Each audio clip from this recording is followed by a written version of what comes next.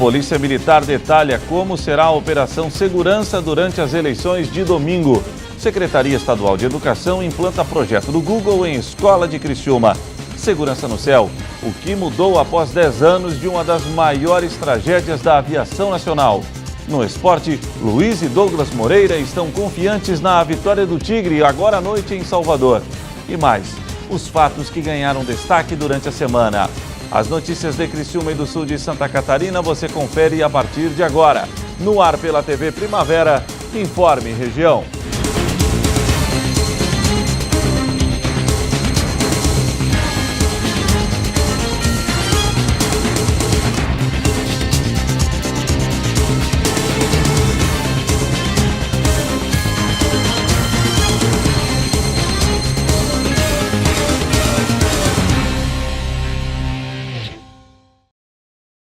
Hoje, sexta-feira, 30 de setembro de 2016. Para você que sintoniza a tela da TV Primavera, boa noite. Domingo é dia do brasileiro ir às urnas escolher os novos prefeitos e vereadores das cidades do país. Para garantir que tudo saia dentro da normalidade no sul do estado de Santa Catarina, a Polícia Militar já preparou todo o esquema de segurança. Tudo em nome da democracia. O município de Criciúma, assim como os demais que fazem parte do comando do 9º Batalhão, vai ter um suporte necessário para evitar qualquer crime eleitoral ou demais problemas eventuais durante o processo eleitoral. Algumas ações já foram realizadas por conta de que houveram denúncias, principalmente nos municípios circunvizinhos, e que houve a necessidade de deslocamento da nossa tropa em apoio à tropa ordinária daqueles municípios, principalmente aos finais de semana. Aqui na nossa área, o que mais incomodou nessa pré-eleição foi o município de Treviso.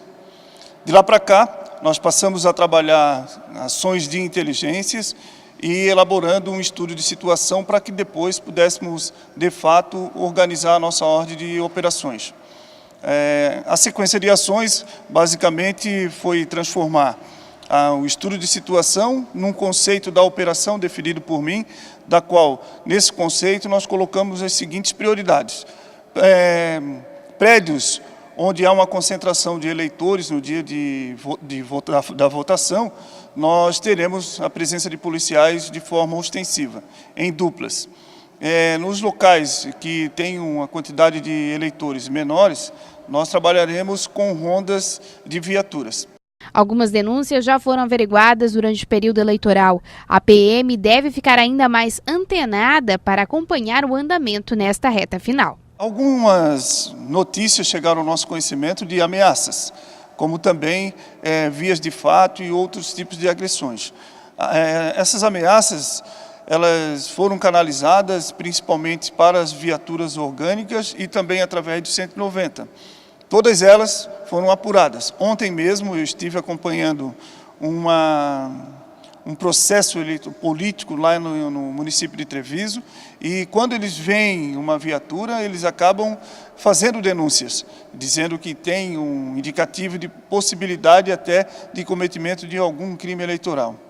Lembrando que desde terça-feira nós estamos numa situação extraordinária relacionada às prisões por conta da legislação eleitoral.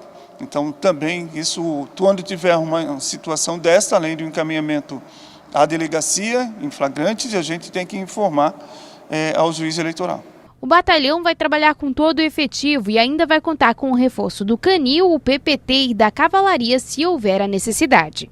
A operação eleição, para nós, ela já começou. Então, nós estamos trabalhando com todo o efetivo do batalhão, que será empregado na véspera e até na antevéspera do dia da eleição. No dia da eleição, nós trabalharemos com turnos de serviço de 6 horas, e para os policiais que trabalharão nas sessões eleitorais, os comandantes de setores e os oficiais de serviço trabalharão 18 horas em média.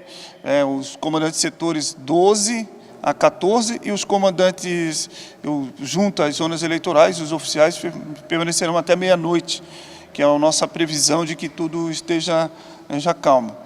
Esse trabalho, nesse trabalho nós empregaremos os 230 policiais entre sábado e domingo. Um projeto inovador da Secretaria Estadual de Educação foi implantado em uma escola de Criciúma. Conheça um pouco mais sobre o Google Education. O projeto Google for Education está sendo aplicado na Escola Estadual Rubens Arruda Ramos. Essa é a única escola da regional que vai receber esse projeto, que está em teste. Esse é um programa em parceria com a Secretaria de Estado de Educação, firmado juntamente com o Google, que em 2015 criou o projeto e deve ser aplicado em 36 escolas neste ano em todo o estado. Para a gerência, esse primeiro passo de capacitar os professores é fundamental para incluir os alunos neste mundo digital. O Google for Education, ele vem com uma nova proposta, uma ferramenta a mais que os professores terão para utilizar no processo ensino-aprendizagem. Então, nós estamos aí na era da tecnologia e serão ambientes criados pelos professores que vão poder estar interagindo com os alunos, tanto no período escolar como também extra-classe. Através desse aplicativo disponível através do Google, os professores vão poder criar aulas, disponibilizar materiais para a turma, além de diversas funções que esse espaço vai poder oferecer. Serão capacitados também os alunos para que eles possam estar entrando na plataforma e com ela usando os aplicativos para aprendizagem mesmo. A aplicação de provas, testes, textos, redações. Todos esses itens eles poderão ser feitos dentro do Google. Os professores da Escola Piloto passaram pela primeira aula de capacitação. Ao todo, vão ser 16 horas presenciais e 24 horas online, onde 22 professores dos 36 da escola vão estar preparados até o final deste ano para colocar na prática a partir do ano que vem. A gente tem a sala de informática com 20 computadores e a gente tem conhecimento, conhece a realidade do nosso aluno. Nem todos têm um computador em casa, nem todos têm um celular que vai aceitar todos os aplicativos que o Google oferece. Então, a gente tem essa preocupação, e a manutenção desses computadores também, porque aí o uso vai ser muito maior. Então, a gente tem essa preocupação, mas acredita que à medida que as coisas vão acontecendo, a gente vai solucionando, e se adaptando a esse novo modo de aprender e de ensinar. Os professores estão adorando poder lecionar através do mundo digital e entrar nesse mundo onde cada vez mais cedo as crianças e os jovens estão dominando com facilidade. E eles já nascem com essa habilidade de estar mexendo nesses aplicativos. E aí, quando junta isso com o conhecimento, com o aprender, a gente acredita que isso vai fazer uma grande diferença. Gostaram da plataforma, o que foi apresentado, e estão bem atentos para que esse recurso possa ser bem utilizado na educação. A seguir, segurança no céu. O que mudou após 10 anos de uma das maiores tragédias da aviação nacional?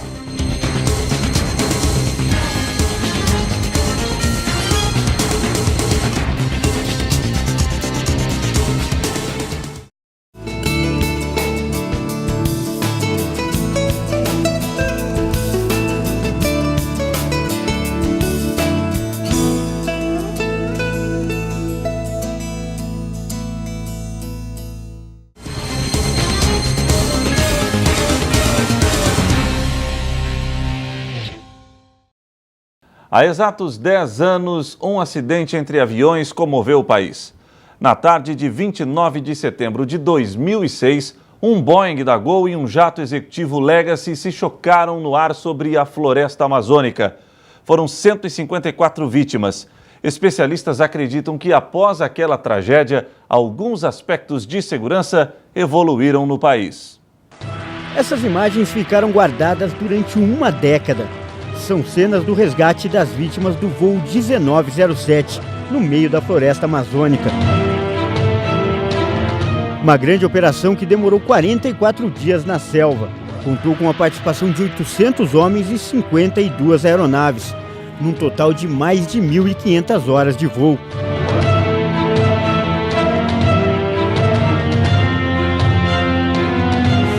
O material pertence ao comandante Domingos Afonso, que foi um dos responsáveis pela operação de resgate das vítimas. Em entrevista ao HIT Notícias, ele revelou detalhes da tragédia.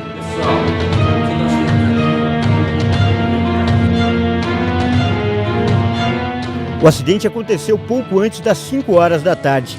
O Boeing saiu do aeroporto de Manaus e seguia para o Rio de Janeiro. O jato executivo Legacy vinha no sentido contrário e a colisão aconteceu a aproximadamente 11 mil metros de altitude. O avião da Gol caiu no meio da floresta. Essas são imagens do Legacy logo após o acidente, feitas pelo comandante Domingos. O jato sofreu apenas danos na asa.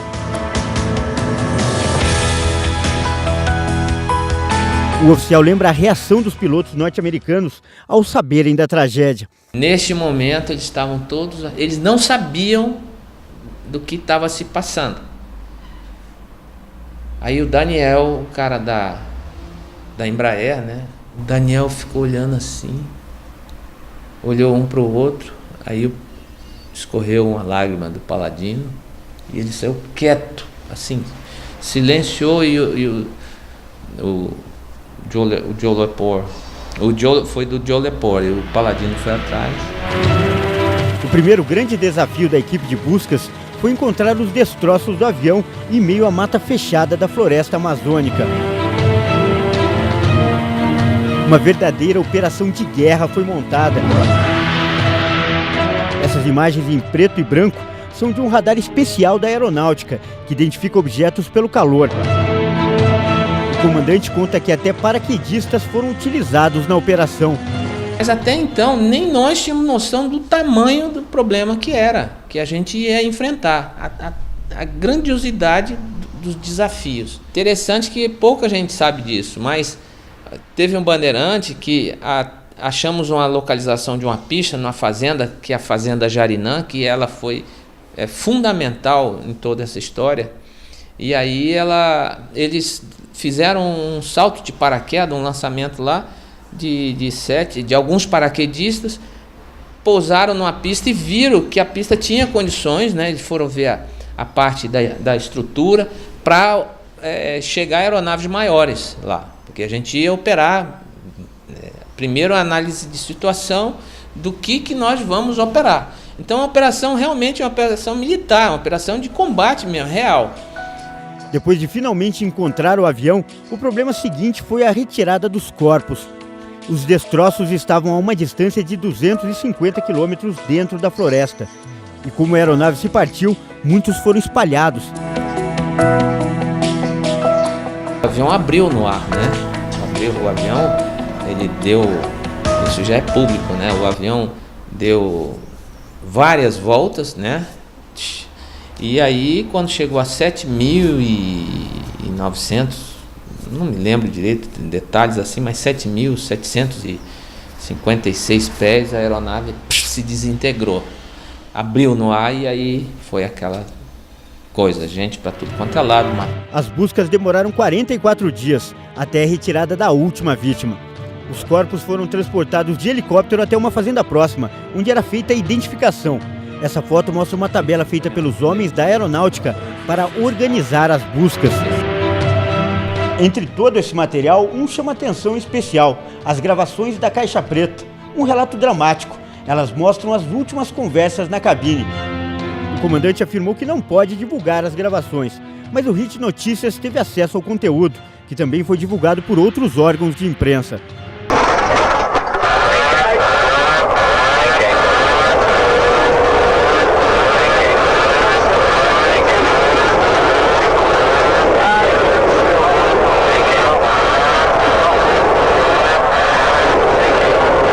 O comandante, ele lutou até a última instância, ele foi tentando, calma, ele falou, vamos lá, e tentando controlar o avião, e isso aí, assim, foi muito marcante para mim. O relatório final apontou falha dos pilotos do Legacy e também do sistema de controle aéreo como motivos do acidente. O sistema brasileiro foi bastante criticado na época. Hoje, 10 anos depois, o comandante acredita que a tecnologia evoluiu e os céus do país estão mais seguros. A tecnologia, a ciência aeroespacial, ela evoluiu muito. Agora, se existem as regras e elas não são seguidas, não adianta você permear todo o espaço se a gente não faz um detalhe simples. Um exemplo, não dirija o celular. Tem todo o sistema, você pega, não, estou mandando no WhatsApp, não adianta nada. É a mesma coisa que o piloto. Se tem o TCAS, se tem toda aquela aparato de prevenção, não vai ser a cobertura radar que vai permear o piloto. Hoje o Criciúma entra em campo para encarar o Bahia. O jogo é fora de casa e as dificuldades são imensas, até porque o tricolor de Salvador é um dos favoritos ao acesso. Porém, Luiz e Douglas Moreira estão confiantes na conquista de um bom resultado do Carvoeiro. Ah, Tigre, quem te viu e quem te vê. Há poucos dias a zona do rebaixamento estava próxima, mas foram 3 vitórias consecutivas e tudo mudou. Agora o Tigre está assanhadinho pensando na Série A. Mas como vida de Tigre não é fácil, hoje o adversário é o Bahia, um dos mais tradicionais clubes do futebol nacional e que também quer subir para a primeira divisão. Para piorar, o jogo é fora de casa. 2 semanas atrás a gente estava no inferno, né? A pressão muito forte, cobrança, críticas, e a gente se fechou ainda mais, se cobrou ainda mais, precisando realmente melhorar, e aconteceu. Claro que a última partida em casa foi sofrida, todo mundo viu, a torcida compareceu e isso ajuda muito, né? A gente sabe que a torcida, junto com a gente, vai somar bastante e agora acendeu essa luz aí. A gente não pode deixar essa chance escapar. Claro que a dificuldade é muito grande jogar contra o Bahia lá, mas a gente vai com o intuito dessas 2 partidas somar ponto para poder voltar em casa e ter a casa cheia novamente. Então, você não pode deixar a chance passar, né? Agora o Bahia é um adversário direto. Vocês somando 3 pontos, eles já passam, deixam eles para trás, então é um concorrente a menos. Então, e aproveitar também que de cima não estão distanciando muito. Então, o próprio Vasco está mais à frente, mas o resto estão acabando fazendo jogos empatando, segurando a pontuação. Porque esse ano aí, até a última rodada, vai ser uma briga muito forte do terceiro, do quarto colocado até o 8º pelo acesso à Série A. E para deixar a missão menos complicada para o Carvoeiro, um reforço e tanto para Roberto Cavalo, Douglas Moreira, que saiu de campo machucado no jogo contra o Sampaio Corrêa, está liberado pelo departamento médico tricolor. Estou bem, graças a Deus. Acho que na hora eu fiquei meio assustado, porque estava bem inchado mesmo e roxo. Até saí de muleta, estava bem preocupado mesmo, mas fiz exame, não deu nada. E tratei bem, fiz o coletivo já e está tudo certo. A confirmação da participação do atleta no jogo confirma que todos no Criciúma estão mesmo sonhando com um único objetivo: voltar para a Série A. A equipe está numa crescente, estão melhorando a cada jogo e sem dúvida vamos pensar em jogar jogo, os pés no chão e vamos lá contra o Bahia buscar a vitória. E para que o sonho se realize, é preciso muita concentração no Bahia, adversário desta noite. É um jogo difícil, a equipe está bem focada, estamos trabalhando bem a semana aí, no jogo contra o Bahia lá, botar em prática e, se Deus quiser, ser com a vitória. A seguir, as notícias que ganharam destaque durante a semana na região sul de Santa Catarina.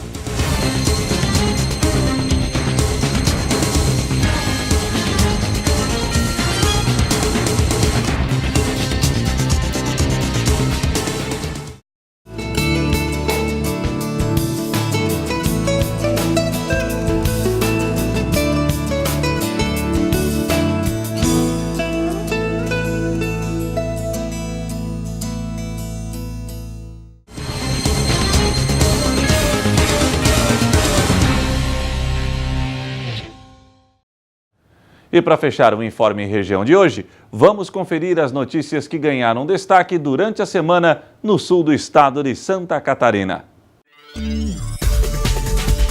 Segunda-feira, Ademir Magaim, prefeito de Cocal do Sul, vivenciou momentos de pânico. Criminosos invadiram a casa do chefe do executivo cocalense, que junto com a esposa e um amigo, foi feito de refém.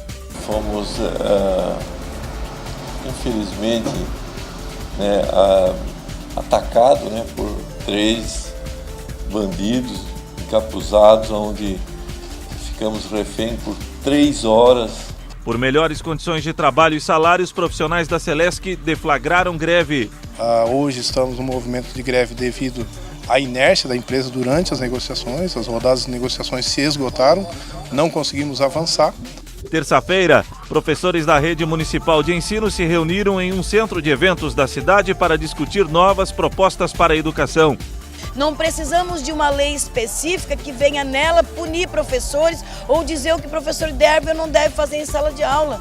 Nós entendemos que as formações acadêmicas nos qualificam, as formações continuadas nos qualificam. Notícia antiga que trata sobre aumento salarial dos vereadores de Criciúma voltou a ser divulgada, preocupando a assessoria jurídica da Câmara. Não houve nenhum aumento de salário nessa legislatura, apenas aplicação da inflação para a próxima legislatura. Quarta-feira, julgamento no Tribunal Regional Eleitoral deu condições para que Clésio Salvaro, candidato a prefeito de Criciúma pelo PSDB, concorra ao pleito de 2016. Márcio Búrigo, candidato do PP e principal oponente do Tucano, garantiu que não irá recorrer da decisão. Ganhar de 7-0 em duas das acusações e de 5-2 é o motivo que me alegra muito, é o motivo que alegra a minha família, mas sobretudo é o motivo que traz tranquilidade ao cidadão criciumense. No quadro Informe no Bairro, fomos conferir de perto o problema vivenciado pelos moradores da rua Tenente Ari Rauen, no centro da cidade. Já vi várias vezes criança aí no meio da estrada e o carro quase pegar as crianças e tal. Dava para melhorar um pouquinho, né? Porque as crianças têm a calçada, não tem por que estar andando no meio da estrada, né? Quinta-feira, palestra realizada na SIC abordou a economia atual no sul catarinense. O Brasil é uma macroeconomia e Santa Catarina, e com isso a gente faz as nossas análises. Com isso, as nossas análises, aí o próprio empresário ele tem condições de tomar decisões. Hemosc de Criciúma convocou a população para incrementar estoque de sangue no hemocentro da cidade. É rápido, tranquilo. O doador ou candidato à doação, ele vai chegar ao Hemosc. Em torno de 45 a 50 minutos, todo o processo da doação de sangue. E o Informe Região desta sexta-feira fica por aqui. Voltaremos amanhã às 10 da manhã com o Esporte em Questão. Então, até amanhã, se Deus assim permitir. Boa noite.